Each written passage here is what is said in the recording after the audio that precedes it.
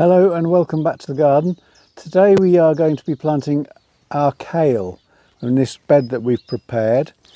Now this bed we made a couple of years ago using old blocks, which are very cheap. They're about €150 each. 130. 130. They're very cheap blocks, and we've just put them on top, made a double layer, and we've got hay and old bits of wood and bits and bobs in the bottom. Then we've got some soil, some mould soil, and finally a little bit of compost.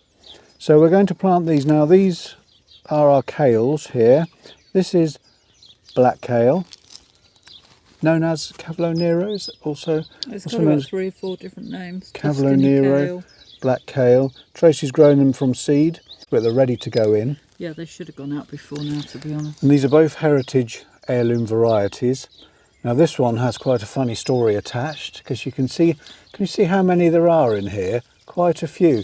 And we've only just found out that these have to be planted 8 foot apart. Yeah, they are thousand-headed kale. Thousand-headed kale.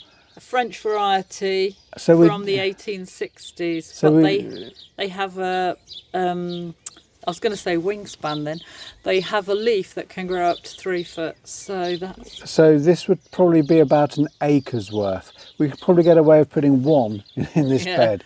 So that was a bit, we sort of should have looked up perhaps before we did it. Well, I blame seed savers in Ireland, because they just made it all sound really cool and really good. Yeah. And I thought, if you've got a spare couple of acres to fill, I think it should have possibly come with a warning about how big it grows. So we'll put a couple of them out in the field. Maybe we'll have let's try an a experiment. row of them. But today we are going to plant these, the black kale, into this bed. So let's go. Yeah, being as there's no room for the other one. No. There's a big bumblebee. There he goes. This is the bed we're just doing at the moment. This bed had last year beans. Runner beans. Runner beans or French beans? Runner beans. Runner beans. I can't remember. Isn't it purple beans? No, French beans. Yeah, of course they were. They were. And as you can see, it needs a good weed. So we're going to weed it. Tracy's going to weed it. This is an artichoke we planted that's actually doing very well, considering it's been amongst all those weeds. We shall get on and see how we go.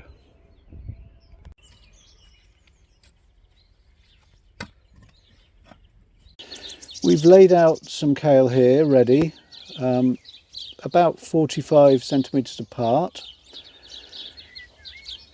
You don't need too many because they're very prolific, these plants.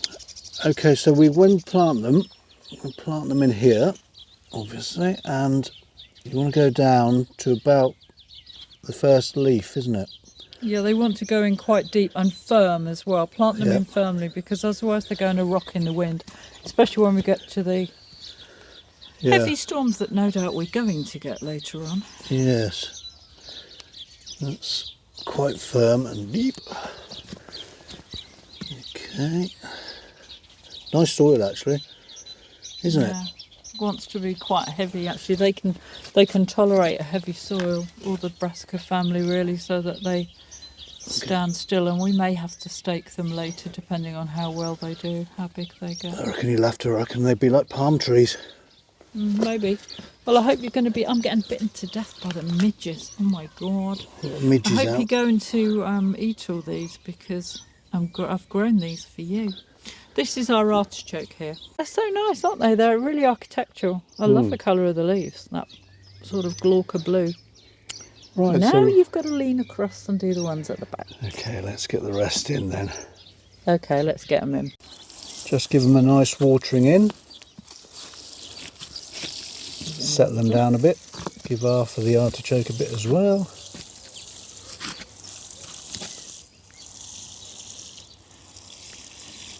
The rhubarb's trying to get into the shot there, look. Yeah, I know, they've got to be planted. They've got to be weeded. They've got to be weeded, but they're going quite well, aren't they? Yeah. Okay, so there we are. They should be up and at it quite soon, shouldn't they? Yep. We'll keep a good eye on them. I need to get a label in with those as well. Yep, let's get a label for them. And that is our kale. Black kale planted and ready. So hope the pigeon don't come down and have them. Yeah. Bless them. Do we have to net them? No, I'm not. You think they'll be okay? I'm not netting against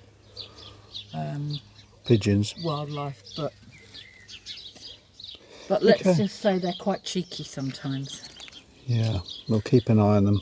Oh, do you remember that year when we planted, what was it we had out? Was it Brussels or kale? And they were swinging off the leaves. They were actually swinging off them and having a great time. They love it. Pecking holes in them, swinging off them. They love it, they do. We just sat and watched them. I can't remember what that was. It was something in the brassica family, wasn't it? Yeah. There we go. There's the kale. We've just put a little collar of sand around the plants just to keep the slugs at bay. Unfortunately, we are absolutely inundated with the little critters around here, so just to see how it goes. Hello and welcome to the garden. What we're going to do here is we have an old pear stump. This old pear tree came down a while ago, and what we've done is we've flattened the top off with a chainsaw, just made it nice and flat. And Tracy's had a bright spark idea, and that involves using these two plastic trays, which they're actually 100% recycled, Tracy, well done. Anyway, these two trays, which would normally hold plant pots, and she's had a very good idea of what we're going to do with it. So we'll go ahead and show you what we're going to do. So we have a bird bath down the other end of the garden. We've got a new feeding station just up this end, and it's important to give your birds plenty of water, especially this time of the year. Make sure you're topped up with water. So what we're going to do is make a little bird bath, which involves, first of all, screwing this one onto the stump. So that'll be screwed on tight on there, that won't move. And then we can use this one to go on top, put the water in, birds splish splash around. When you want to change it, that one will obviously stay there, just take that off, rinse it out, give it a good clean, and voila, it's ready to go again. It's a really good idea for the birds. Okay, so we're just screwing the screw in the top here to screw that base in place. We're getting there. That's quite tough, actually. Well, the tree has been down a few years, hasn't it? So... It's quite hard wood now, isn't it? Yeah. I'm just going to say one thing, just to add to this video. I just went into the house to find a screwdriver. And I went into just about every drawer in the house, every cupboard. And this is no word of a lie, and I think this will resonate with people. I found 10 flat head screwdrivers before I found the cross head. Now, if I'd wanted the other way round, yeah, I'd have found 10 of these. I know, don't know. It's always a way. I think people will understand that because it happens. Yes, but had you gone to my bucket of tools in the utility, you would have found everything you wanted. That's where I went. That's where I found nigh on 10 flatheads. I thought you said you looked in the drawers. I looked in the drawers in the house, in the utility, in the buckets. And where did you find that? Somewhere lying around in the kitchen. No, you didn't. You lying toad. You found it in my bucket. You found it in my bucket of tools. I did not. Yes, you did. Look, Cub's honour. Yeah. I didn't. You were never a cub. But people will understand because this happens to me. And when I got to 7, I thought, I'm going mad. When I got to 10, can I just say, you're the person who doesn't put any of them up. So that's why they're all over the place. You can't find anything. Unbelievable. Rest my case. Anyway, my case. Right, that's on there. That's not going anywhere. And so, we put the top in place. All we need now is some water. So, all's left to do is top it up with water. The birds are going to love this. This sparrow squadron will go mad. They'll be doing the backstroke round there in no time at all. They'll be queuing up, won't they? They will indeed. They'll love it. And it's high enough to be away from the cats a bit. There we go. Job done. Perfect. Well, you know what I'm thinking? I'm thinking that's done. Perfect. I'm thinking that's a bit plain. Well, why is it plain? Well, I'm thinking that needs building up a little bit. Don't be ridiculous. No, it just needs a bit more. You know that old saying, more is more. No, I think that's really good. They'll love it. Okay. You might frighten them off if you put too much on it. No, all right, okay. Whatever you say, love.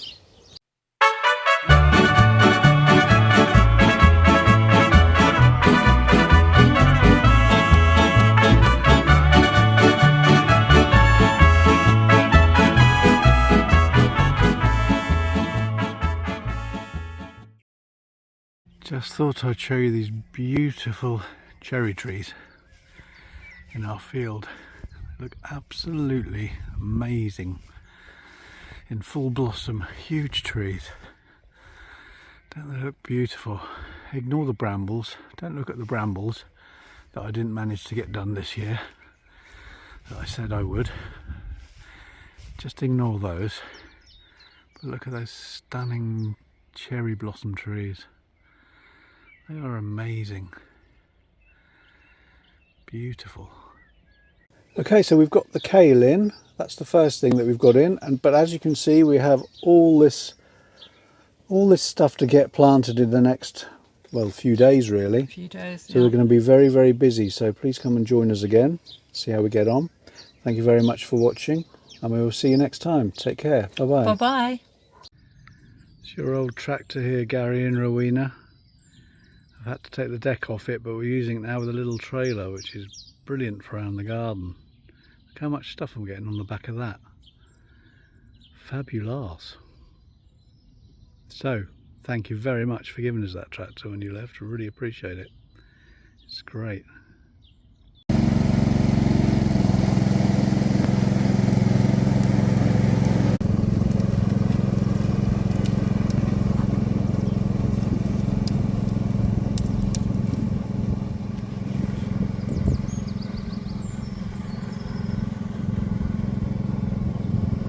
That's the first half gone.